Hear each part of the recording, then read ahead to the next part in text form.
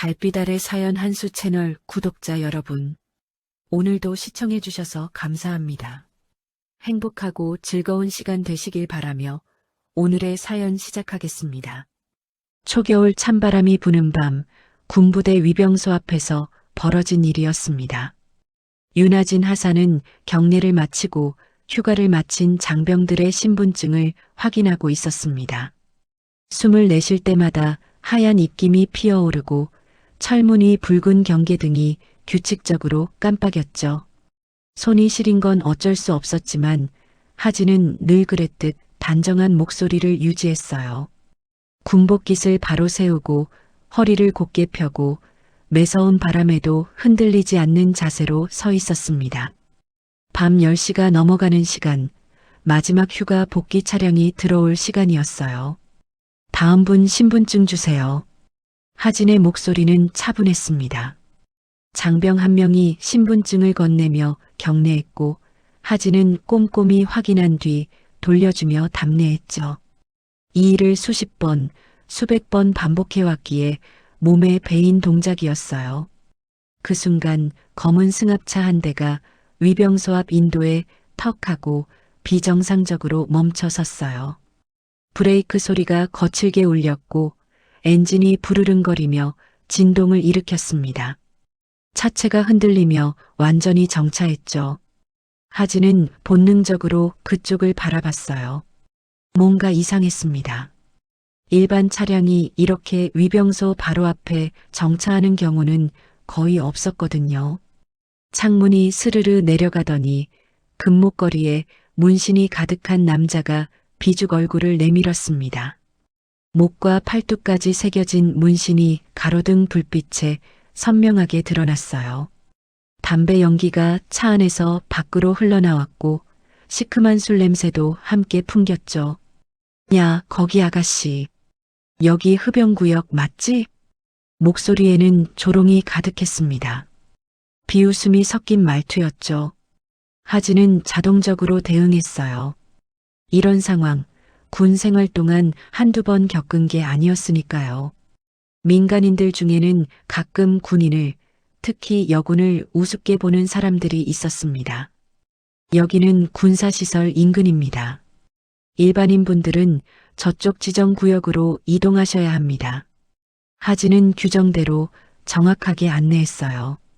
목소리에 떨림이 없었고 표정도 차분했습니다. 하지만 차 문이 열리기 시작했죠. 차에서 내려오는 남자들이 보였습니다.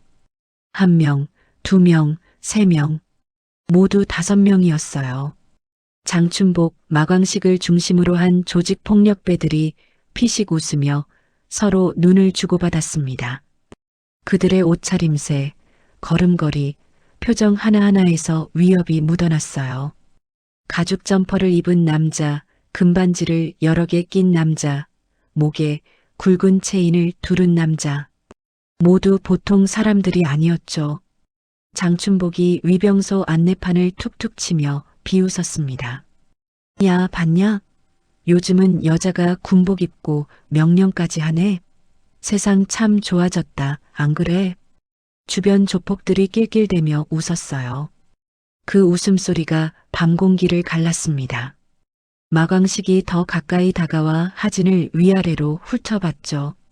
눈빛이 불쾌했고 거리도 지나치게 가까웠습니다. 하진은 한 걸음 뒤로 물러섰지만 벽이 바로 뒤에 있었어요. 아가씨, 군인 맞아? 아니면 군복 입은 아르바이트야? 요즘 여자들 군대도 코스프레 하러 오나? 에이, 설마 진짜 군인은 아니겠지? 하진의 뒤편 대기 중이던 민조병장은 분위기가 심상치 않음을 느꼈습니다. 손에 땀이 배고 심장이 빠르게 뛰었어요. 뭔가 해야 한다는 생각이 들었지만 몸이 움직이지 않았습니다. 그때 차에서 내린 다른 조폭 하나가 민조 쪽으로 성큼성큼 걸어왔어요. 그러더니 허리춤에서 흉기를 슬쩍 보여주며 눈을 치켜떴습니다. 날카로운 칼날이 가로등 불빛에 번뜩였죠. 꼼짝하지 말고 가만히만 있어. 안 그러면 오늘 너 피 본다. 알아들었냐? 목소리가 낮고 위협적이었습니다. 민조는 입술을 악물고 손을 꽉 쥐었어요. 온몸이 경직됐죠. 도와주고 싶었습니다. 하진 하사를 보호해야 한다는 생각이 머릿속을 가득 채웠어요. 하지만 한 걸음만 잘못 나서면 여기서 피바다가 될 수 있다는 공포가 목을 조르는 것 같았습니다. 무전기를 잡은 손이 부들부들 떨렸죠. 하진은 군 규정대로 침착하게 다시 말했습니다. 목소리에 떨림이 없도록 최대한 단호하게 발음했어요. 군인으로서 해야 할 말을 정확히 했죠. 군사시설 인근에서의 소란, 음주, 흡연, 폭행은 법적으로 처벌받습니다. 지금 이 자리에서 바로 돌아가시는 게 좋습니다. 장춘복이 그 말을 듣고 미간을 찌푸리더니 천천히 다가와 하진의 명찰을 훑어봤습니다. 거친 숨결이 하진의 얼굴에 닿을 정도로 가까웠어요. 술 냄새와 담배 냄새가 진하게 풍겼죠. 윤, 하진 하사? 하사 정도면 여기서 힘 좀 쓰는 줄 아나 본데? 근데 말이야, 여자 주제에 감히 우리한테 명령을 해? 처벌? 내가 우릴 처벌해? 손이 번개처럼 올라왔습니다. 차가운 밤 공기를 가르며 날아온 손바닥이 하진의 뺨을 후려쳤어요. 찰싹! 귓가에서 윙하는 소리가 울렸고 하진의 고개가 한쪽으로 꺾이며 철제 난간에 부딪혔습니다. 입안에서 금속 맛이 퍼졌고 뺨이 화끈거렸어요. 눈앞이 순간적으로 하얗게 번쩍였죠. 충격에 비틀거렸지만 하진은 넘어지지 않으려고 난간을 붙잡았습니다. 여자가 몽군인이야. 군대도 장난이냐? 야, 찍어. 여군 하사님 교육 좀 시켜드리자. 이거 인터넷에 올리면 대박 나겠다. 요즘 이런 거 조회수 장난 아니거든. 조폭들은 휴대전화 카메라를 켜고 하진을 둘러싸며 발로 걷어차고 팔을 비틀어 모욕을 퍼부었습니다. 하진의 몸이 비틀거렸고 무릎이 바닥에 닿았어요. 군무가 벗겨져 땅에 굴러떨어졌죠. 차가운 시멘트 바닥에 무릎이 쿵 소리를 내며 부딪혔습니다. 군복 벗어, 이년아. 너 같은 년들이 나라 망치는 거야. 여자 주제에 무슨 군대야? 집에서 애나 봐야지. 무릎 꿇고 싹싹 빌어봐. 여자는 군대 오지 말았어야 했습니다. 해봐. 어서. 크게. 하진은 숨이 턱턱 막히고 시야가 흐려지면서도 입술을 깨물며 겨우겨우 말했습니다. 목소리는 떨렸지만 단어 하나하나는 또렷했어요. 피가 입술에서 흘러내렸지만 하진은 포기하지 않았습니다. 나는 이 군복이 자랑스럽습니다. 그리고 여군은 잘못이 없습니다. 마광식의 발이 다시 복부로 날아들었어요. 둔탁한 소리와 함께 하진의 몸이 뒤로 밀려났습니다. 하진은 숨도 제대로 못 쉬고 바닥에 쓰러졌죠. 차가운 시멘트 바닥이 뺨에 닿았고 온몸에서 통증이 밀려왔습니다. 숨을 쉴 수가 없었어요. 멀리서 민조병장이 떨리는 손으로 무전기를 잡았습니다. 여기 위병소입니다. 조폭으로 추정되는 인원들이 여군 하사를. 그 순간 마광식이 번개처럼 달려와 민조의 목덜미를 붙잡았습니다. 흉기가 목 근처에서 번뜩였죠. 차갑고 날카로운 감촉이 피부에 닿았어요. 입 다물어. 너까지 오늘 여기서 끝장 보고 싶지 않으면 무전기 내려놔. 민조의 눈가에 눈물이 맺혔습니다. 무전기가 손에서 떨어졌어요. 하진은 흐릿한 눈으로 그 모습을 보며 마지막 힘을 짜내어 안쪽 주머니에서 휴대전화를 꺼냈습니다. 손가락이 제대로 움직이지 않았지만 필사적으로 화면을 켰어요. 즐겨찾기 첫 번째 이름, 엄마. 떨리는 손가락이 통화 버튼을 눌렀습니다. 호추름이 두어 번 울린 뒤 서정화의 목소리가 들려왔어요. 하진아, 왜 이렇게 늦게? 전화기 너머로 들리는 건 말이 아닌 거친 숨소리였습니다. 그리고 둔탁한 구타 소리, 욕설, 비명뿐이었죠. 야, 폰 꺼. 찍고 발로 더 밟아. 장춘복이 웃으며 발로 전화기를 지니기려는 순간 바닥에 떨어진 스마트폰에서 작게 튀어나오던 엄마의 목소리가 끊겼습니다. 그 밤 아무도 모르게 별 13시 깨어나는 척금이 가는 순간이었어요. 집 안거실. 서정아는 늦은 시간 혼자 차를 마시며 텔레비전 뉴스를 보고 있었어요. 따뜻한 차 향기가 거실에 퍼지고 시계는 밤 10시 30분을 가리키고 있었습니다. 하진이가 근무를 마치고 연락할 시간이었죠. 언제나 그랬듯이 하진은 근무가 끝나면 엄마에게 전화를 걸어 안부를 전했습니다. 그때 휴대전화가 울렸어요. 화면에 하진이라는 이름이 떴습니다. 서정아는 미소를 지으며 전화를 받았죠. 하진아, 왜 이렇게 늦게? 그런데 이상했습니다. 하진의 목소리가 들리지 않았어요. 대신 거친 숨소리가 들렸죠. 그리고 몇 초 후 둔탁한 소리가 들려왔습니다. 쿵, 탁, 누군가를 때리는 소리였어요. 그리고 욕설이 터져 나왔습니다. 야, 폰 꺼. 찍고 발로 더 밟아. 여자가 몽군인이야. 무릎 꿇고 빌어. 이년아. 서정아의 손이 덜덜 떨리기 시작했습니다. 찻잔이 손에서 미끄러져 탁자 위에 놓였어요. 차가 쏟아졌지만 그녀는 신경 쓸 겨를이 없었죠. 아, 진아? 목소리가 떨렸습니다. 하지만 대답은 없었어요. 구타 소리만 계속 들렸죠. 그리고 하진의 작은 신음소리가 희미하게 들려왔습니다. 통화는 곧 끊겼습니다. 뚝! 서정아의 가슴 한가운데 싸한 예감이 박혔어요. 손이 떨려서 휴대전화를 제대로 잡을 수가 없었습니다. 그녀는 곧장 단축번호를 눌렀어요. 벨소리 한 번도 다 울리기 전에 받는 목소리가 들렸습니다. 큰언니 서연이야. 무슨 일이야? 서연아. 하진이. 뭔가 이상해. 아까 전화가 왔는데 숨소리하고 누가 때리는 소리, 욕하는 소리만 들리다가 끊겼어. 하진이가 말도 못하고 신음소리만 들렸어. 전화기 너머 윤서연 중장의 눈빛이 날카로워졌습니다. 지상작전 사령부 부사령관, 육군 중장. 하지만 지금은 그저 막내 조카의 안위를 걱정하는 큰 이모였죠. 서연은 즉시 자세를 바로 했어요. 시간이 언제였어? 지금 전화 끊긴 지 3분도 안 됐어. 근데 느낌이 너무 안 좋아. 하진이가 엄마한테 괜찮다고 말하는 애가 아니잖아. 근데 말도 못하고. 서정아의 목소리가 떨렸습니다. 잠시 침묵이 흘렀어요. 서연의 입에서 낮지만 단단한 목소리가 흘러나왔습니다. 알겠어. 지금부터 우리 집안 비상이다. 언니, 진정하고 기다려.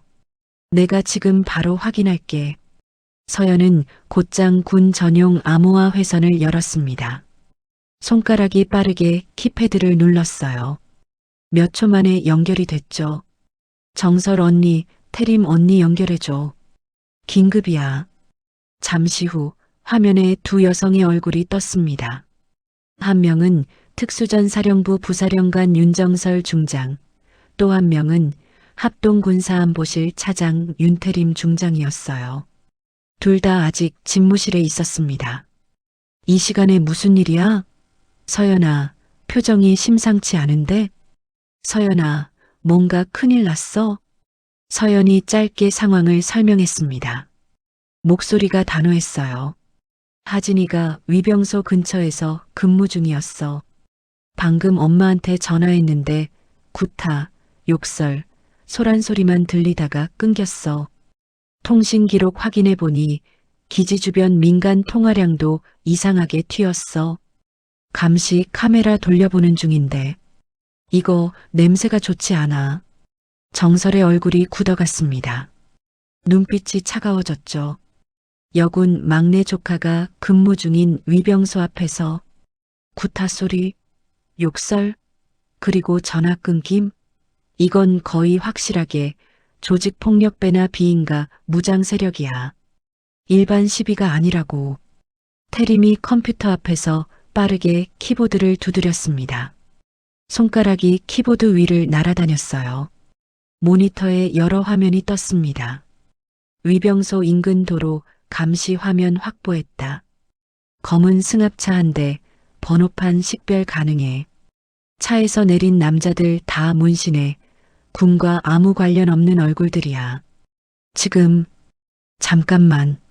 화면 확대해 보니까 태림의 목소리가 낮아졌습니다. 화면을 확대하자 더 선명한 장면이 보였어요. 하진이가 그놈들한테 둘러싸여서 막고 있다. 바닥에 쓰러져 있어. 이건 단순 폭행이 아니야. 그 순간 3명의 여성 중장이 동시에 숨을 멈췄습니다. 화면 속에서 작고 단단한 조카가 군복을 입은 채 바닥에 쓰러지고 그 위로 구둣발이 쏟아지는 장면이 재생되고 있었어요.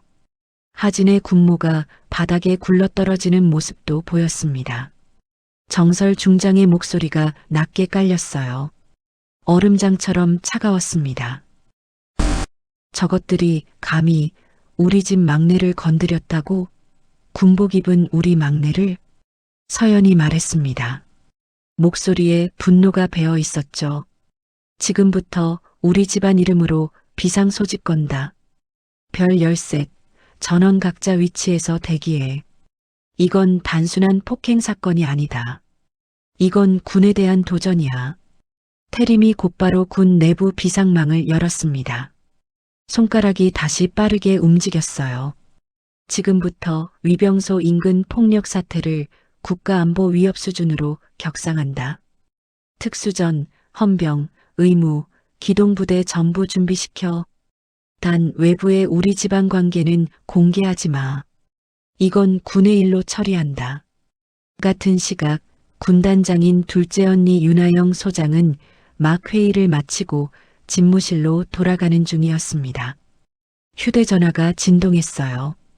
암호화된 문자 메시지였죠. 하영은 화면을 보는 순간 걸음을 멈췄습니다. 막내, 공격당함. 위병소 앞. 전원 비상대기. 2일 오늘 끝까지 간다. 하영의 눈빛이 변했습니다. 부드럽던 표정이 순식간에 차가워졌어요. 그녀는 즉시 부관을 불렀습니다. 전부대 비상대기 태세로 전환. 기동전력 점검하고 특임대 즉시 소집해. 의무사령부장 윤채은 소장도 같은 문자를 받았습니다. 채은은 병원 시설을 점검하던 중이었는데 휴대전화를 보자마자 표정이 굳어졌어요. 응급의료팀 대기조 편성, 외상전담팀 즉시 준비, 그리고 군 병원 특실 하나 확보해둬. 헌병수사단장 윤담비 소장에게도 같은 메시지가 도착했습니다. 담비는 즉시 수사팀을 소집했어요. 위병소 인근 CCTV 전부 확보, 차량 번호판 추적하고 관련자 신원 파악 시작. 그리고 최근 군 납품 비리 관련 첩보 전부 꺼내봐. 뭔가 연결고리가 있을 거야. 별 10셋으로 이어진 핏줄이 한순간에 뜨겁게 타오르기 시작했습니다.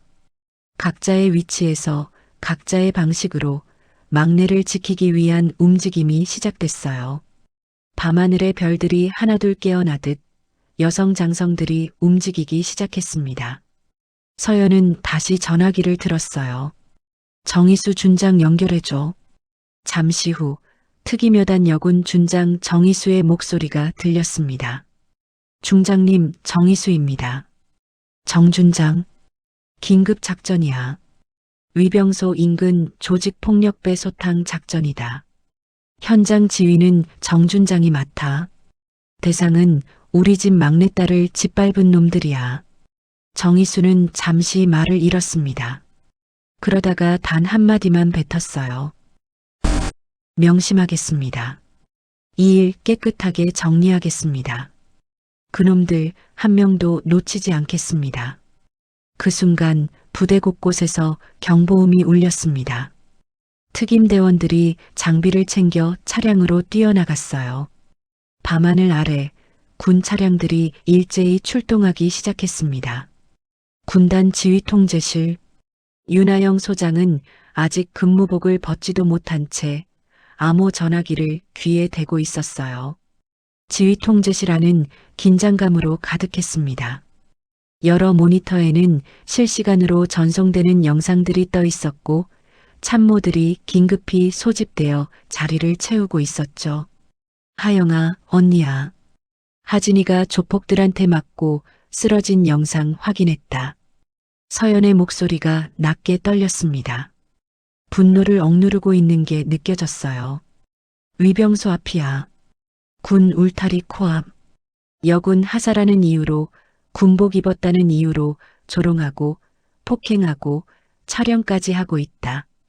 이걸 그냥 넘기자는 사람, 나도 설득 못해. 이건 군인 개개인에 대한 폭행이 아니라 군 전체에 대한 모독이야. 하영의 눈빛이 서서히 얼음처럼 차가워졌습니다. 그녀는 모니터에 띄워진 영상을 다시 한번 봤어요. 하진이 바닥에 쓰러져 있고 조폭들이 발로 차는 장면이 반복 재생되고 있었죠.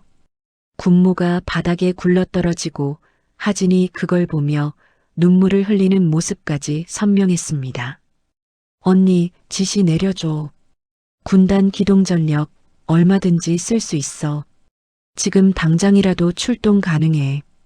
곧이어 다른 회선에서 정설 중장의 목소리가 겹쳤습니다. 특수전 쪽에서 지원 나간다. 조폭들이 무기를 들고 있을 가능성도 크다. 난 이 사태를 단순 폭력 사건으로 안 볼 거야. 군 시설 인근에서 무장 집단이 군인을 폭행했다. 이건 테러야. 명백한 테러 행위지. 태림이 덧붙였습니다. 컴퓨터 화면을 보며 추가 정보를 확인하고 있었어요. 게다가 이 조직 폭력배들이 최근 군 납품 비리랑 슬쩍 엮여 있다는 정보도 있어. 군 내부 어느 중령 하나가 그놈들과 공모하고 있다는 첩보가 있다. 금품 수수 정황도 포착됐고 이번 기회에 뿌리째 뽑자. 썩은 부분 전부 도려내는 거야. 서연이 마무리했습니다. 목소리가 단호했어요. 좋아. 이번 작전 명칭은 굳이 정하지 말자. 공식 기록에는 위병소 인근 치안 위험 요소 제거 작전으로 남기고 그냥 우리끼리만 이렇게 부르자. 막내 구출 작전. 우리가 군인인 이유 가족을 지키기 위함이기도 하잖아. 그리고 오늘 우리 막내가 그 보호가 필요한 순간이야. 각자의 자리에서 별들이 하나 둘 깨어나며 움직이기 시작했습니다. 밤하늘에 별이 떠오르듯 여성 장성들의 지시가 각 부대로 전달됐어요. 특임여단 여군 준장 정희수에게 전달된 구체적인 지시가 내려왔습니다. 정희수는 작전 브리핑룸에서 부대원들을 모아놓고 있었어요. 정준장, 위병소 인근 조직폭력배 소탕 작전이다. 현장 지휘는 정준장이 맡아라.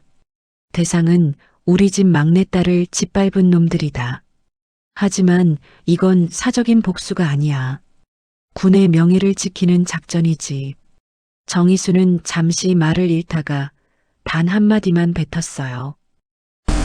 명심하겠습니다. 이 일 깨끗하게 정리하겠습니다. 그녀는 브리핑룸에 모인 대원들을 바라봤습니다. 모두 정예 요원들이었죠. 여러분, 오늘 우리의 임무는 명확합니다. 위병소 인근에서 근무 중이던 여군 하사를 폭행한 조직폭력배 집단을 체포하는 것입니다. 이들은 군 시설 인근에서 무기를 소지하고 군인을 폭행했습니다. 이건 단순 폭행이 아니라 국가 안보를 위협하는 행위입니다. 대원들의 표정이 굳어졌어요. 정희수는 계속했습니다. 피해자는 우리 후배 여군입니다. 군복을 입었다는 이유로 여성이라는 이유로 모욕당하고 폭행당했습니다. 우리는 오늘 그 후배를 구출하고 군의 명예를 지킬 것입니다. 출동 준비 5분 안에 완료하십시오. 예. 대원들이 일제히 답했습니다. 그 순간 부대 곳곳에서 경보음이 울리고 특임 대원들이 장비를 챙겨 차량으로 뛰어나갔어요. 방탄복을 입고 헬멧을 쓰고 무기를 점검하는 모습이 마치 실전 작전을 준비하는 것 같았습니다. 한편 윤단비 소장은 헌병수사단 본부에서 조직폭력배들의 과거 기록과 군 내부 비리 연계자를 추적하고 있었어요. 모니터 앞에 앉아 여러 서류와 데이터를 뒤지고 있었죠. 그래, 역시 그 중령이었어. 최근 군 납품 계약 건으로 이 조직과 몇 번 만난 기록이 있어. 식사 자리도 여러 번 있었고 금품 수수 정황도 명확해. 단비는 자료를 넘기며 분석했습니다. 조폭들이 위병소 근처를 어슬렁거린 이유도 그 중령과의 접선 때문이었군. 군 납품 비리로 돈을 챙기고 그 대가로 조폭들에게 군 시설 인근 정보를 흘렸어.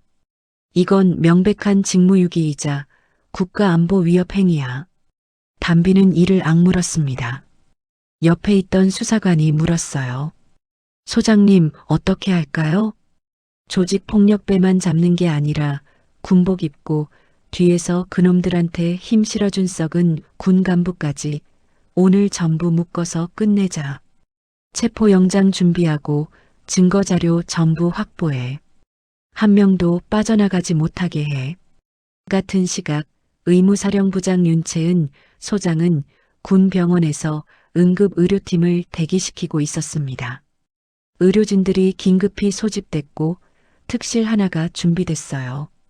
외상 전담팀 대기 상태 유지하십시오. 피해자가 들어오는 즉시 최우선 치료합니다. 골절, 뇌출혈 가능성도 염두에 두고 준비하세요. 예, 소장님. 채은은 창밖을 바라봤습니다. 밤하늘이 어두웠지만 그녀의 마음속에는 분노와 걱정이 뒤섞여 있었어요. 하진아, 조금만 버텨. 우리가 지금 가고 있어. 포위망은 점점 좁아지고 있었습니다. 각 부대에서 출동한 차량들이 위병소 인근으로 집결하기 시작했어요. 특수전 요원들, 헌병수사팀, 기동부대까지 모두 한 방향을 향해 움직이고 있었죠. 정희수 준장은 차량 안에서 실시간 영상을 확인했습니다. 조폭들이 하진을 끌고 어디론가 이동하는 모습이 포착됐어요. 추적팀, 위치 파악됐나? 예, 준장님. 도시 외곽 허름한 창고로 이동 중입니다. 차량 번호 확인됐고 경로 추적 중입니다. 좋아. 전 차량 그 위치로 이동한다. 포위망 형성 준비. 군 차량들이 어둠 속을 가르며 달렸습니다. 사이렌 소리 없이 그러나 확실하게 목표를 향해 나아가고 있었어요. 조폭들은 자신들이 어떤 존재를 건드렸는지 아직 모르고 있었습니다.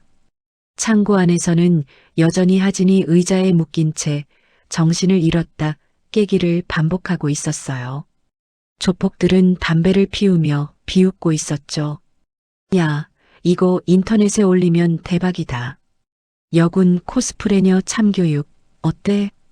하지만 그들은 몰랐습니다.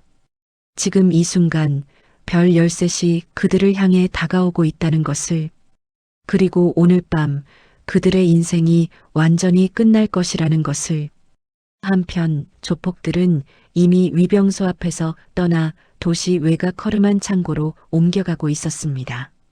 검은 승합차가 비포장도로를 달리며 먼지를 일으켰어요.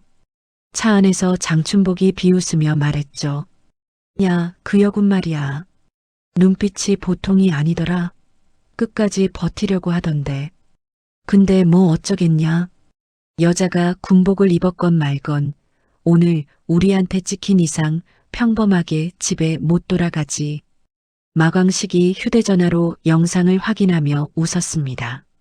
화면에는 하진이 폭행당하는 장면이 여러 각도로 찍혀 있었어요. 이거 인터넷에 올리면 대박 나겠다. 군인 코스프레녀 참교육, 여자 군인들, 이제 겁나서라도 밖에 못 다니게 해주자고. 댓글 장난 아니게 달릴 거야.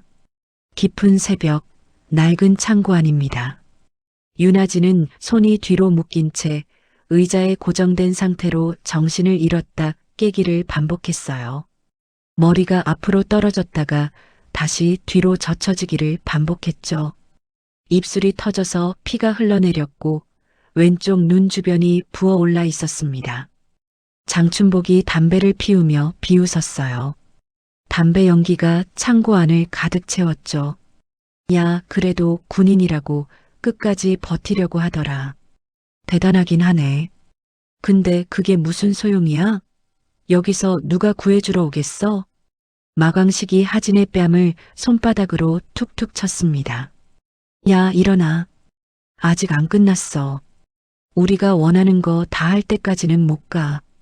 하진은 흐릿한 의식 속에서도 입술을 깨물었어요. 고통이 온몸을 휘감았지만 포기할 수는 없었습니다.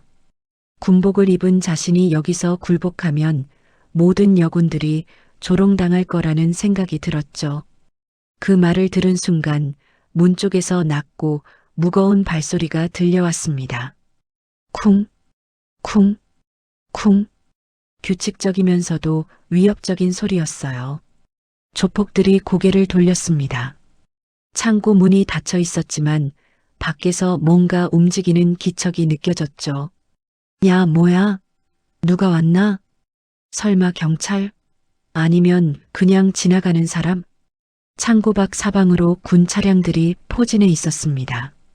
사이렌 소리 없이 그러나 확실하게 포위망이 좁혀지고 있었어요. 특수전 요원들이 건물 주변을 에워쌌고 헌병들이 출입구를 봉쇄했습니다. 적외선 장비로 건물 내부를 스캔하고 열감지 카메라로 인원 배치를 파악했죠. 정희수 준장과 남희경 준장이 동시에 도착해 전술지도 앞에 섰습니다. 두 사람 모두 어깨에 별이 빛나고 있었어요. 출입구는 앞문 하나, 뒤쪽 비상문 하나. 창문은 전부 노후된 철제창. 저놈들이 나갈 길은 없다. 남희경이 열감지 화면을 가리키며 말했습니다. 내부 인원 6명 확인됐습니다. 5명은 움직이고 있고 1명은 움직임이 거의 없습니다. 피해자로 추정됩니다. 정희수가 고개를 끄덕였어요. 무장 가능성 높게 봅니다. CCTV 영상에서 흉기 소지 확인됐고 차량 내부 수색 결과 추가 무기가 발견됐습니다. 그래. 하지만 잊지 마라. 저 안에는 우리 후배 여군 1명이 포로로 잡혀 있다. 최대한 빠르게 그리고 안전하게 구출한다. 필요하다면 그 어떤 조폭도 서슴지 말고 제압해라. 우리는 법과 규정에 따라 움직이지만 저들이 저항하면 정당방위로 대응한다. 특수전 요원들이 위치를 잡았습니다. 건물 앞문 양쪽에 2명씩, 뒤쪽 비상문에 3명. 창문마다 1명씩 배치됐죠. 모두 야간 투시경을 착용하고 방탄복과 헬멧으로 완전 무장한 상태였어요. 정희수가 무전기를 들었습니다. 전팀 준비 완료 보고하십시오. 알파팀 준비 완료. 브라보팀 준비 완료. 찰리팀 준비 완료. 좋아. 진입작전 개시는 내 신호에 따른다. 피해자 안전이 최우선이다. 동시에 윤단비 소장은 헌병수사단 본부에서 조직폭력배들의 과거 기록과 군 내부 비리 연계자를 추적하고 있었습니다. 화면에는 여러 사진과 문서들이 떠 있었어요. 그래, 역시 그 중령이었어. 최근 군 납품 계약 건으로 이 조직과 몇 번 만난 기록. 지난 석 달간 5번의 식사 자리, 2번의 골프 모임. 그리고 계좌 이체 내역까지 확인됐어. 담비는 자료를 프린트하며 분석했습니다. 조폭들이 위병소 근처를 어슬렁거린 이유도 그 중령과의 접선 때문이었군. 오늘 밤 접선 장소가 바로 위병소 인근이었어. 군 납품 비리로 챙긴 돈을 전달하기로 한 날이었던 거야. 그 와중에 하진이가 근무를 서고 있었고 조폭들 눈에 거슬렸던 거지. 옆에 있던 수사관이 추가 자료를 가져왔어요. 소장님, 이 중령의 통화 기록도 확보했습니다. 오늘 오후 8시에 장춘복과 통화했고 위병소 앞에서 만나자는 내용이 녹음됐습니다. 담비는 이를 악물었습니다. 좋아. 조직폭력배만 잡는 게 아니라 군복 입고 뒤에서 그놈들한테 힘 실어준 썩은 군 간부까지 오늘 전부 묶어서 끝내자. 체포조 출동시켜. 그 중령, 지금 당장 연행해. 예, 소장님. 헌병 수사팀이 즉시 움직였습니다. 군 차량 2대가 중령의 숙소로 향했어요. 포위망은 점점 좁아지고 창고 안에서 아무것도 모르는 조폭들의 웃음소리가 기묘하게 메아리쳤습니다. 야, 이혁은 진짜 끝까지 안 굴복하네. 대단하긴 해. 그러게. 근데 그게 무슨 소용이야. 여기서 누가 구해주러 와? 군대? 경찰? 하하. 바로 그 순간 창고 밖에서 확성기 소리가 울렸습니다. 내부에 있는 인원들 즉시 무기를 내려놓고 손을 들어 나오십시오. 이것은 대한민국 육군 특수전사령부의 최후 경고입니다. 30초 안에 응하지 않으면 강제 진입합니다. 조폭들의 얼굴이 하얗게 질렸습니다. 장춘복이 창문 틈으로 밖을 내다봤어요. 어둠 속에서 반짝이는 군 차량들, 완전 무장한 군인들, 그리고 건물을 에워싼 포위망이 보였죠. 미쳤나? 군대가 왜 여기까지 와? 마광식이 떨리는 목소리로 말했습니다. 우리가 뭘 그렇게 잘못했다고. 하진은 흐릿한 의식 속에서도 그 소리를 들었어요. 희미하게 미소가 지어졌습니다. 왔구나. 우리 군대가. 그리고 다시 의식을 잃었죠. 창고 안 윤아진은 흐릿한 시야 속에서 멀리서 들려오는 굉음과 타이어 마찰 소리를 들었습니다. 귀가 멍하고 온몸이 아팠지만 그 소리만큼은 또렷하게 들렸어요. 이 소리, 군 차량? 설마. 하진의 가슴이 두근거렸습니다. 정말 혹시 자신을 구하러 온 걸까요? 아니면 그저 환청일까요? 의식이 오락가락하는 상태에서 판단하기 어려웠어요. 그때 창고 철문 밖에서 정희수 준장의 목소리가 확성기를 통해 다시 울렸습니다. 최후 통고합니다. 10초 안에 무기를 버리고 나오지 않으면 우리는 강제 진입합니다. 19, 8. 카운트다운이 시작됐어요. 조폭들은 서로를 바라보며 당황했습니다. 장춘복이 흉기를 쥐고 있었지만 손이 떨리고 있었죠. 야, 우리 어떻게 해? 진짜 군대가 쳐들어오는 거야? 모르겠어.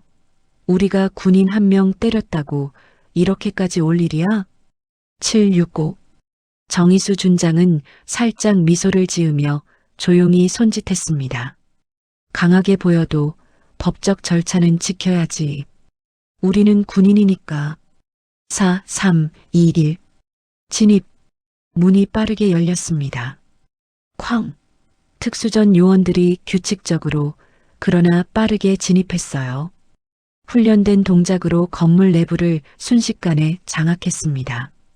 적외선 레이저가 어둠을 가르고 군화 소리가 바닥을 울렸죠. 움직이지 마. 무기를 내려놓고 양손 머리 위로. 바닥에 엎드려. 지금 당장.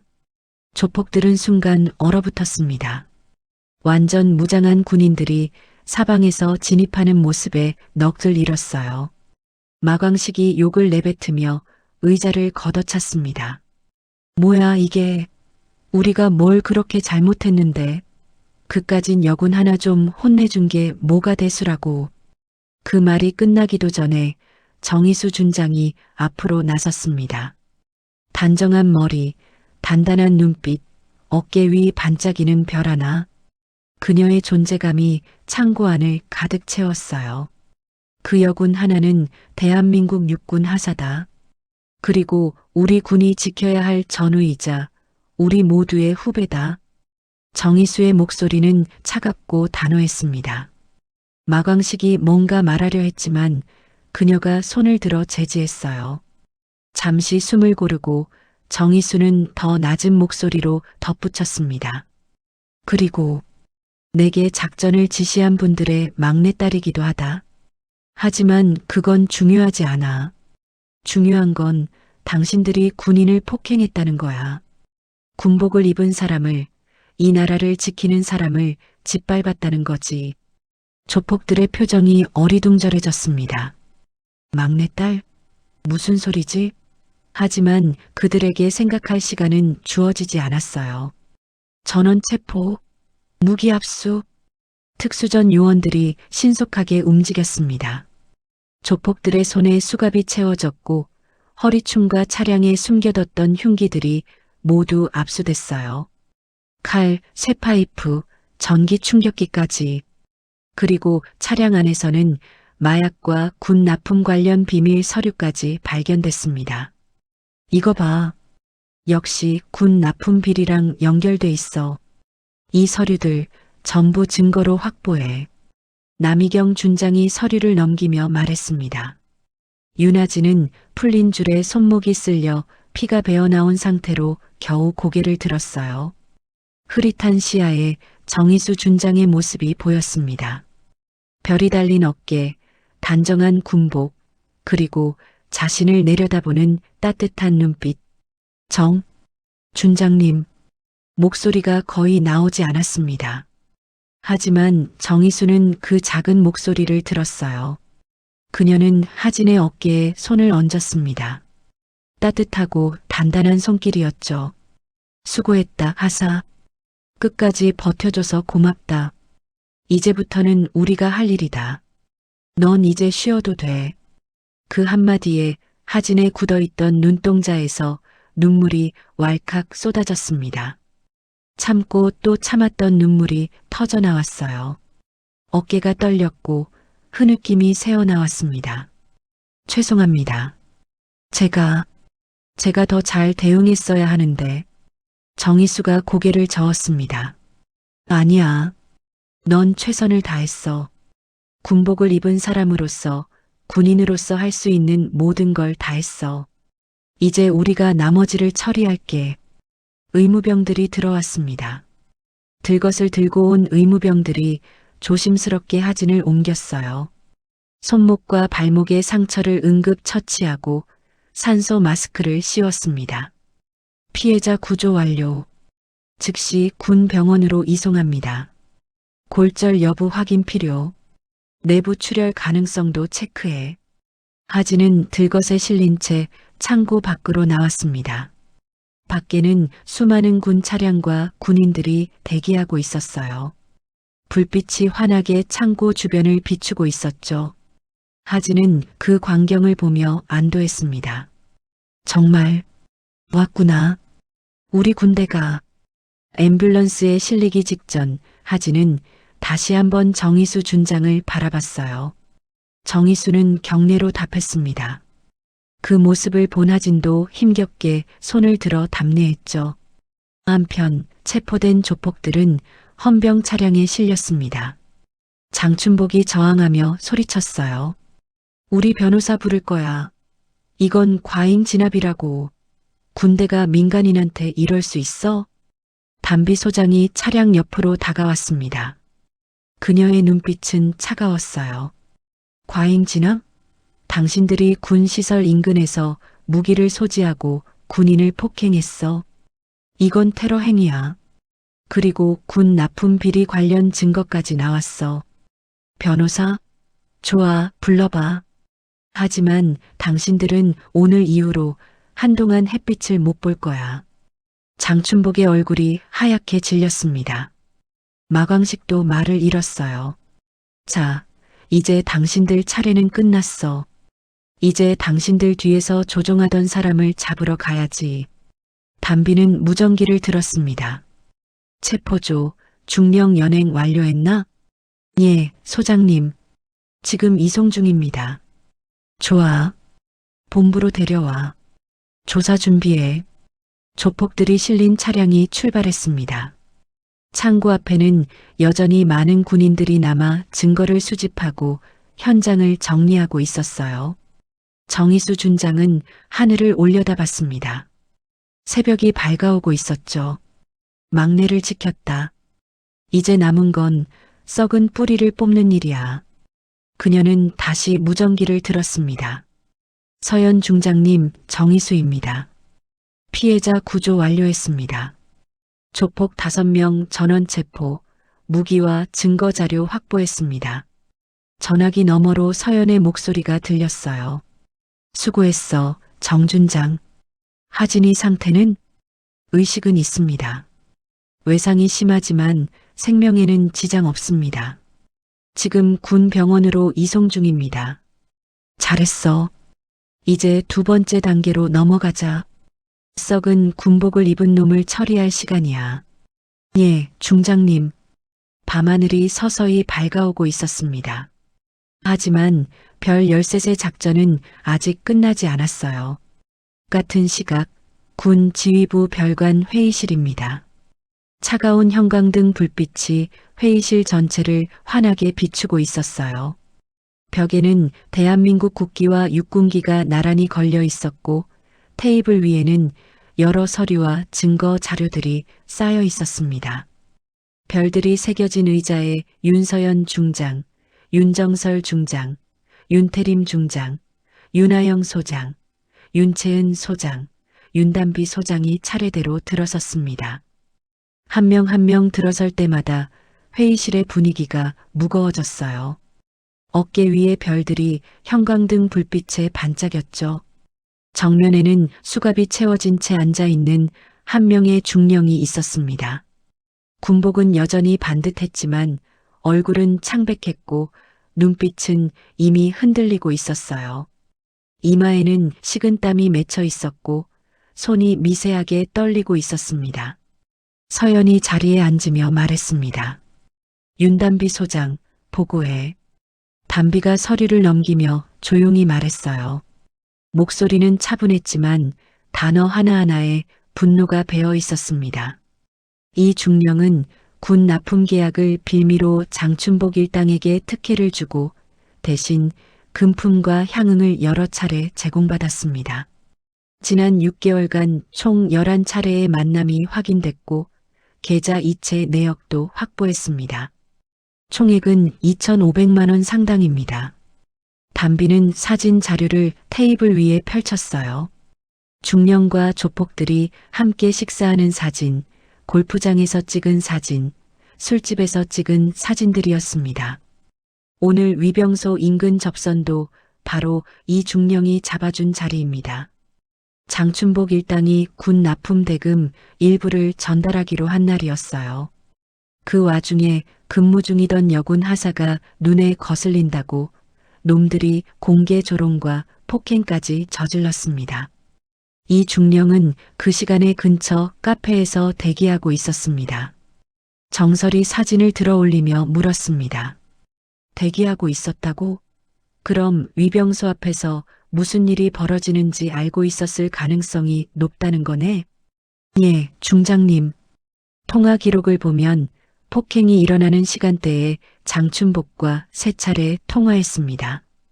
내용은 암호화돼 있지만 통화 시간과 위치를 볼 때 상황을 인지하고 있었을 가능성이 매우 높습니다. 태림이 추가 자료를 넘기며 말했어요. 그리고 더 심각한 건 이 중령이 군 시설 보안 정보를 조폭들에게 흘렸다는 정황도 포착됐습니다. 위병소 근무 시간표, 경비 배치 현황, 심지어 여군 하사의 근무 일정까지 알려줬어요. 이건 단순 뇌물수수가 아니라 국가 안보를 위협한 겁니다. 서연이 중령을 향해 물었습니다. 목소리는 낮았지만 그 무게감이 회의실 전체를 짓눌렀어요. 당신은 군복을 입고 군인이자 지휘관으로 살아왔다. 하지만 오늘 당신이 만든 자리에 우리 막내딸이 피를 흘리며 쓰러져 있었다. 이 일에 대해 당신은 뭐라고 말하겠나? 중령은 이를 악문 채 변명했습니다. 목소리가 떨렸어요. 저는 몰랐습니다. 그 자리에 여군이 있을 줄은. 그냥 거래만 하다가 돌아갈 줄 알았지. 그놈들이 폭력을 쓰리라고는. 저도 예상 못했습니다. 정설이 냉소를 흘렸습니다. 몰랐다? 군 울타리 코앞에서 조폭이 활개치는데 그걸 부른 장본인이 몰랐다는 말이 통할 거라 생각하나? 당신이 그놈들한테 위병소 정보를 흘려줬잖아. 근무 시간표까지 알려줬으면서. 중령의 얼굴이 더욱 창백해졌습니다. 변명할 말을 찾지 못했어요. 하영이 서류를 탁 하고 테이블에 내려놓으며 말했습니다. 더 한심한 건 당신이 돈을 받고 팔아넘긴 게 군 정보만이 아니라는 거야. 당신 부하들의 안전, 후배들의 명예, 그리고 군의 자존심까지 전부 팔아넘겼어. 2,500만 원의 말이야. 채은이 덧붙였어요. 저는 의무사령부장으로서 오늘 밤 피해자를 치료했습니다. 갈비뼈 2대 금이 갔고 왼쪽 눈 주변 안아골절 의심, 전신 타박상에 정신적 트라우마까지. 20대 초반 여군 하사가 이런 상처를 입었어요. 당신 때문에. 중령의 손이 더 심하게 떨렸습니다. 고개를 들지 못하고 바닥만 바라봤어요. 태림이 마지막 보고를 더했습니다. 조직폭력배 일당은 모두 체포되었고 살인미수, 특수폭행, 군사시설 인근 불법 무장 집결 여러 죄목이 적용될 예정입니다. 현재 검찰에 송치 준비 중이고 구속영장도 청구됐습니다. 담비가 이어서 말했어요. 이 중령에 대해서는 군형법 위반, 직무유기, 뇌물수수, 그리고 국가안보 위협 가담 혐의까지 모두 조사에 들어갑니다.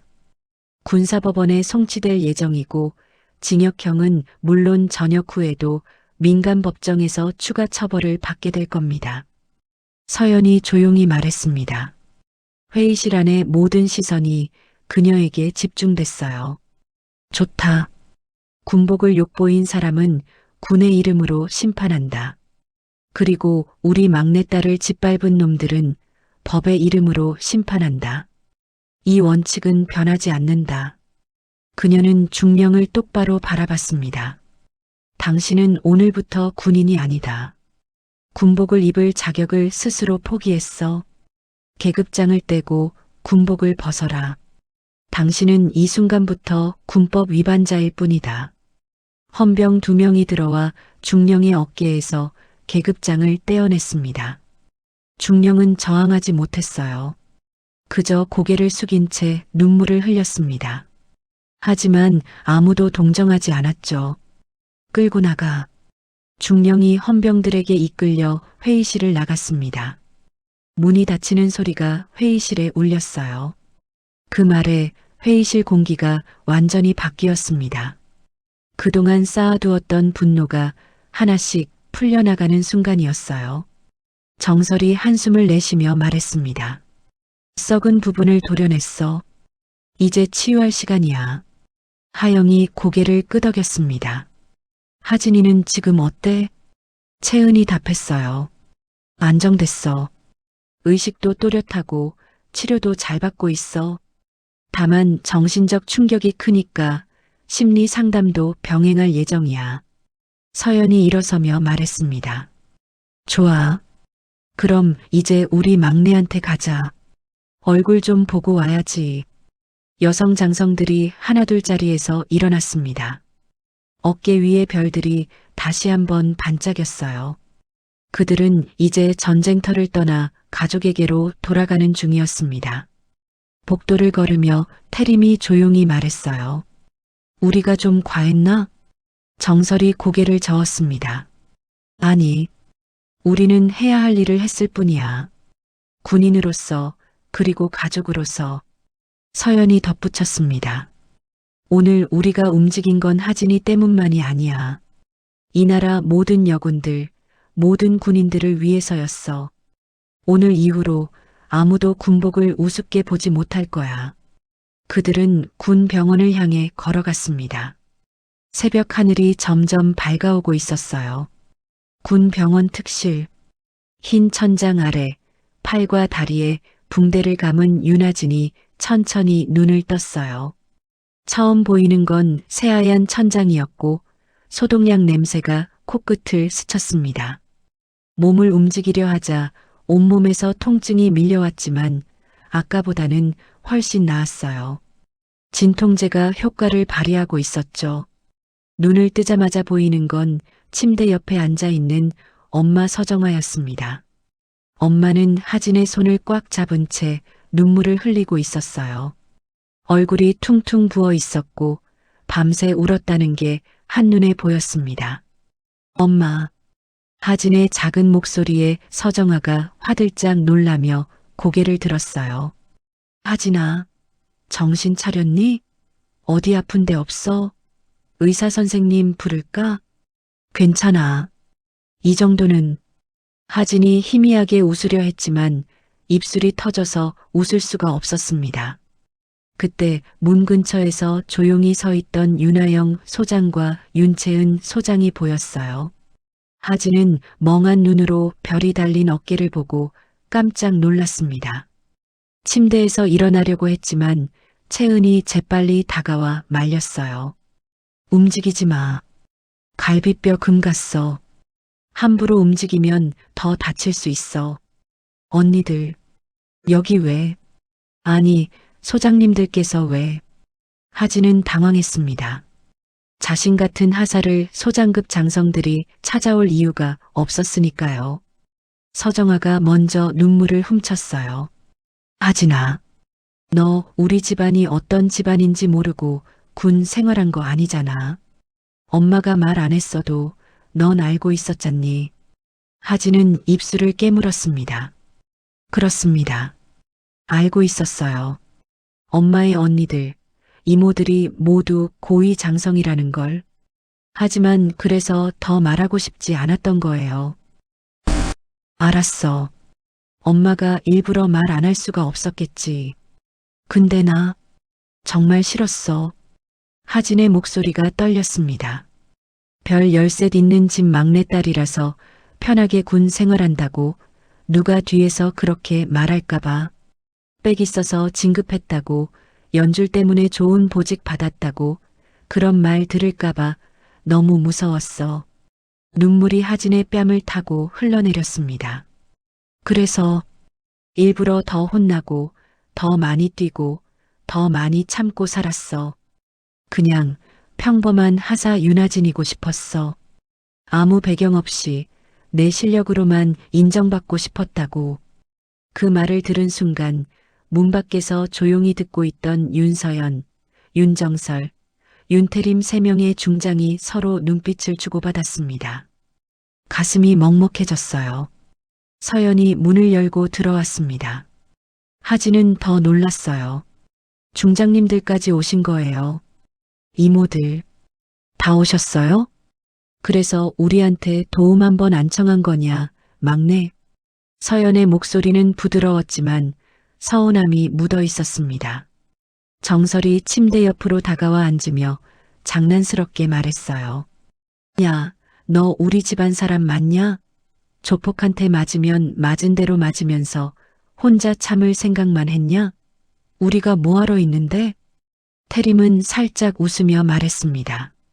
비밀로 살려고 했던 너 마음 안다. 내가 왜 그랬는지도 이해해. 근데 말이다. 우리한테는 그런 마음조차 자랑스럽다. 스스로 서려고 했던 그 마음이. 서연이 한 걸음 더 다가왔습니다. 침대 옆에 무릎을 꿇고 하진의 눈높이를 맞췄어요.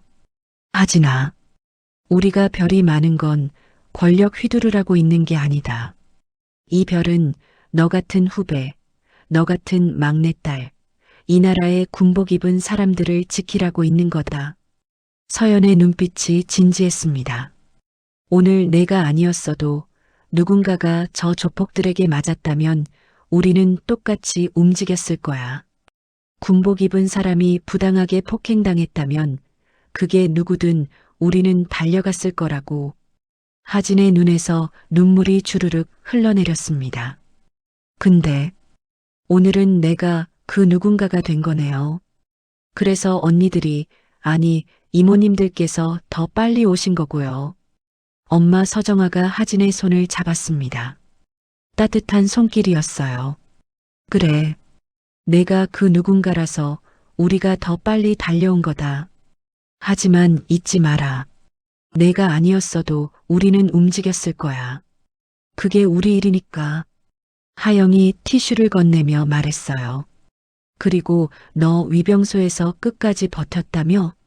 조폭들한테 둘러싸여서도 군복이 자랑스럽다고 말했다며? 하진이 고개를 끄덕였습니다. 그래야 할 것 같았어요. 제가 거기서 무릎 꿇으면 모든 여군들이 조롱당할 것 같았거든요. 채은이 하진의 머리를 쓰다듬었습니다. 그래서 너는 진짜 군인이야.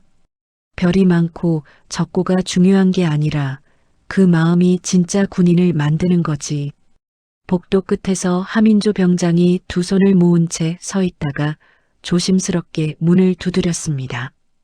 긴장한 얼굴이었어요. 장성들이 가득한 병실 안이 부담스러웠지만 하진을 꼭 보고 싶었던 거죠. 저, 들어가도 될까요? 서연이 문을 열어줬습니다. 들어와. 내가 민조 병장이지? 하진이 말 많이 했어. 민조는 떨리는 발걸음으로 들어왔습니다. 하진을 보자 눈물이 터져 나왔어요. 하사님, 아니 하진아. 하진이 웃으면서 불렀습니다. 민조 병장님. 민조는 눈물을 터뜨리며 허리를 깊이 숙였습니다. 미안하다. 내가 그 자리에서 아무것도 못하고 칼에 위협당해서 하사님을 지켜주지 못했어. 정말 미안해. 목이 메어 말을 잇지 못했습니다. 민조는 자책감에 몸을 떨었어요. 하진이 고개를 흔들었습니다. 아니에요. 민조 병장님이 나 안고 군 병원까지 뛰어왔잖아요. 구급차 오기 전까지 응급처치도 해주시고 그걸로 충분해요. 병장님이 없었으면 저 더 위험했을 거예요. 민조가 고개를 들었습니다. 눈가가 빨갛게 부어 있었어요. 정말 괜찮아? 네. 이렇게 살아있잖아요. 그리고 보세요. 이렇게 좋은 분들이 다 오셨는걸요. 그 장면을 바라보던 별 13세 여성 장성들은 조용히 고개를 끄덕였습니다. 정설이 민조의 어깨를 두드렸어요. 병장, 내가 첫 신고를 했다며? 무전으로 상황을 알렸다고? 예. 그런데 제대로 못했습니다. 흉기에 위협받아서. 아니야. 내가 그 신고 덕분에 우리가 빨리 움직일 수 있었어. 잘했어. 태림이 덧붙였습니다. 두 사람 다 용감했어. 하진이는 끝까지 버텼고 민조 병장은 도움을 요청했어. 그게 군인이 해야 할 일이야. 둘 다 자랑스럽다. 병실 안이 따뜻한 분위기로 채워졌습니다. 하진은 이모들을, 엄마를, 민조 병장을 바라보며 생각했어요. 나는 혼자가 아니었구나. 군복을 입은 순간부터 나는 이렇게 많은 사람들과 연결되어 있었던 거야. 서연이 일어서며 말했습니다. 자, 이제 하진이 좀 쉬게 해주자. 우리는 나가 있을게. 하진이 조심스럽게 말했어요. 이모님들, 감사합니다. 그리고 죄송합니다. 제가 말씀 안 드려서. 서연이 웃으며 말했습니다. 사과는 필요 없어. 대신 앞으로는 힘들 때 말해. 우리가 있다는 거 잊지 마. 장성들이 하나둘 병실을 나갔습니다. 마지막으로 나가던 정설이 돌아보며 말했어요. 참 하진아. 며칠 뒤에 연병장에서 격려식 있을 거야. 준비해둬. 격려식이요? 응. 내가 주인공이야. 문이 닫혔습니다. 하진은 천장을 바라보며 깊은 숨을 내쉬었어요. 며칠 뒤 군단 연병장이었습니다. 차가운 바람이 불었지만 하늘은 맑고 푸르렀어요. 각 부대 대표 장병들이 정렬에 서 있었어요. 수백 명의 군인들이 일사불란하게 도열해 있었고 그들의 군복이 햇빛에 반짝였죠. 연병장 가장자리에는 군악대가 자리를 잡고 있었고 단상에는 태극기와 육군기가 바람에 펄럭이고 있었습니다. 연병장 한가운데 팔에 가벼운 붕대만 감은 윤아진 하사가 단상 앞에 서 있었어요. 얼굴에는 여전히 멍 자국이 남아 있었고 왼쪽 눈 주변이 약간 부어 있었습니다.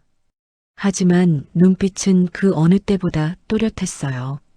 군복은 흠 하나 없이 단정했고 군모를 바르게 쓰고 있었습니다. 허리는 곧게 펴져 있었고 시선은 정면을 향하고 있었죠. 하진은 긴장했습니다. 수백 명의 시선이 자신에게 집중되어 있었고 단상 위에는 별들이 즐비하게 늘어서 있었어요. 숨을 고르며 자세를 바로 잡았습니다. 사회자가 마이크 앞에 섰습니다. 중령급 참모였어요. 차려, 경례. 일제히 경례 소리가 울렸습니다. 수백 명의 손이 동시에 올라가며 만들어낸 소리였죠. 오늘 이 자리는 군사시설 인근에서 조직폭력배의 폭행과 협박 속에서도 군인의 자존심을 지키고 군복의 명예를 지킨 윤아진 하사를 격려하기 위한 자리입니다. 사회자의 목소리가 연병장 전체에 울려 퍼졌어요. 단상 옆으로 윤서연 중장, 윤정설 중장, 윤태림 중장, 윤하영 소장, 윤채은 소장, 윤담비 소장, 가리고 현장 지휘를 했던 정희수 준장과 남희경 준장 등 별 13시 일렬로 섰습니다. 모두 정복을 입고 있었고 어깨 위의 별들이 햇빛에 찬란하게 빛났어요. 그들이 하진을 바라보는 눈빛은 따뜻했습니다. 장병들 사이에서 웅성거림이 일었어요. 저렇게 많은 고위 장성들이 한자리에 모인 것도 드문 일이었고 하사 한 명을 위해 모였다는 것은 더욱 이례적이었으니까요. 서연이 단상으로 올라가 마이크를 잡았습니다. 그녀의 목소리는 단호하면서도 따뜻했어요. 나는 오늘 한 사람의 여군 하사 때문에 별 13시 움직였다고 생각하지 않는다. 연병장이 조용해졌습니다. 모두가 숨을 죽이고 서연의 말을 들었어요. 나는 이렇게 말하고 싶다. 한 사람의 여군 하사가 군의 양심을 지켰기 때문에 우리는 당연히 움직였다. 그리고 그 여군 하사가 누군가의 막내딸이었다는 사실은 그저 우리가 조금 더 빨리 달려갈 이유가 되었을 뿐이다. 서연은 잠시 숨을 고르고 계속했습니다. 윤아진 하사는 위병소 앞에서 조직폭력배들에게 둘러싸였을 때 무릎 꿇고 굴복하라는 요구를 받았습니다. 여자는 군대 오지 말았어야 했다고 말하라는 협박을 받았죠. 하지만 하진 하사는 끝까지 이렇게 말했습니다. 서연이 하진을 바라봤어요. 나는 이 군복이 자랑스럽습니다. 그리고 여군은 잘못이 없습니다. 폭력 앞에서도 협박 앞에서도 이 말을 지켰습니다. 이것이 진짜 군인입니다. 장병들 사이에서 박수가 터져 나왔습니다. 처음에는 몇몇이었지만 곧 연병장 전체로 퍼져나갔어요. 우레와 같은 박수 소리가 하진을 감쌌습니다. 하진의 눈가가 뜨거워졌습니다. 눈물이 맺혔지만 참았어요. 지금은 울 때가 아니었습니다. 서연이 다시 말을 이었습니다. 오늘 이 자리의 선별 열셋은 각자의 위치에서 이 나라를 지키고 있습니다. 하지만 우리가 진짜 지켜야 할 건 국경선만이 아닙니다.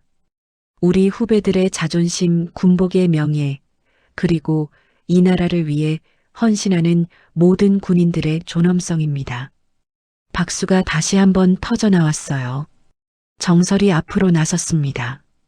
그녀도 마이크를 잡았어요. 나는 특수전사령부 부사령관으로서 오늘 이 작전에 참여한 모든 장병들에게 감사를 표합니다. 여러분은 단순히 한 사람을 구출한 게 아닙니다. 군의 명예를 지켰고 이 사회에 명확한 메시지를 보냈습니다. 군인을 건드리면 반드시 대가를 치른다는 메시지를요. 태림이 이어서 말했습니다. 조직폭력배 5명은 현재 구속 상태이고 군 납품 비리에 연루된 전직 중령도 군사법원에서 재판을 받고 있습니다. 이번 사건을 통해 우리는 내부의 썩은 부분도 도려냈습니다. 이것이 진정한 승리입니다. 하영이 마이크를 잡았어요. 그리고 오늘 우리는 모든 여군 장병들에게 말하고 싶습니다. 여러분은 혼자가 아닙니다. 여러분이 군복을 입는 순간 우리 모두가 여러분의 뒤에 서 있습니다. 누구도 여러분을 함부로 대할 수 없습니다. 여군 장병들 사이에서 흐느끼는 소리가 들렸습니다. 많은 이들이 눈물을 닦고 있었어요. 서연이 하진을 향해 몸을 돌렸습니다. 윤하진 하사.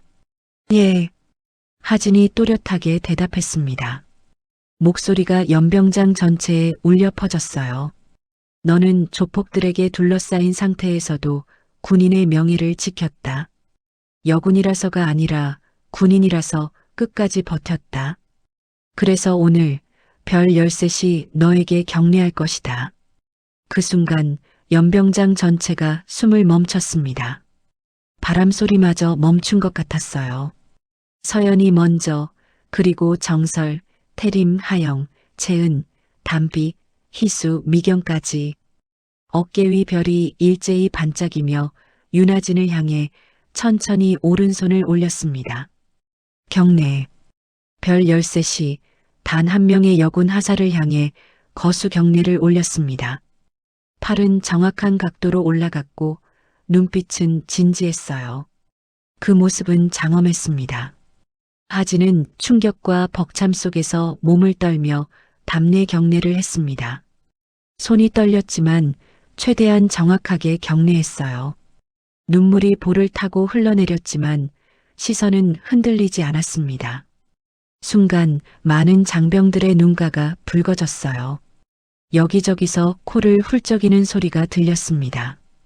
위병소 앞에서 쓰러졌던 여군 하사는 이제 별 13 앞에서 가장 또렷한 자세로 서 있는 군인이 되어 있었어요. 경례가 끝나고 서연이 다가와 하진의 어깨에 손을 얹었습니다. 수고했다, 하진아. 정말 수고 많았어. 하진이 마침내 울음을 터뜨렸습니다. 감사합니다. 정말 감사합니다. 연병장 한쪽에서 민조병장도 눈물을 흘리고 있었어요. 그리고 수많은 여군 장병들도 함께 울고 있었습니다. 마지막으로 하진은 조용히 속으로 다짐했습니다. 그래, 나는 앞으로도 어떤 욕을 먹든 어떤 위험이 오든 이 군복을 자랑스럽게 입고 설 거야. 그리고 오늘 나를 위해 달려와 준 이 별들처럼 언젠가 나도 누군가를 지키는 사람이 될 거야. 계급이 낮아도 별이 없어도 나는 군인으로서 누군가를 지킬 수 있는 사람이 될 거야. 찬바람이 연병장을 스쳐 지나갔지만 그날의 공기는 누구보다 뜨겁게 달아올라 있었습니다. 태극기가 바람에 힘차게 펄럭였고 하진의 군복도 함께 흔들렸어요. 식이 끝나고 장병들이 서서히 해산했습니다. 하지만 많은 이들이 하진에게 다가와 악수를 청했어요. 하사님, 정말 멋있었습니다. 저도 여군인데요. 하사님 덕분에 용기 얻었어요. 하사님이 진짜 군인입니다. 하진은 한 사람 한 사람과 악수하며 고개를 숙였습니다. 별 13은 멀리서 그 모습을 지켜보며 미소 지었어요. 서연이 조용히 말했습니다. 우리가 지킨 건 하진이만이 아니야. 오늘 우리는 모든 군인들의 자존심을 지켰어. 정설이 고개를 끄덕였습니다. 그래. 그리고 앞으로도 우리는 이렇게 할 거야. 누구도 군복을 우습게 보지 못하게. 해가 높이 떠올랐습니다. 새로운 하루가 시작되고 있었어요. 그리고 윤하진은 이제 더 이상 혼자가 아니었습니다. 그녀는 별 13의 보호를 받는 막내딸이었지만 동시에 스스로 서서 군복의 명예를 지킨 진짜 군인이었습니다. 이야기는 여기서 끝납니다.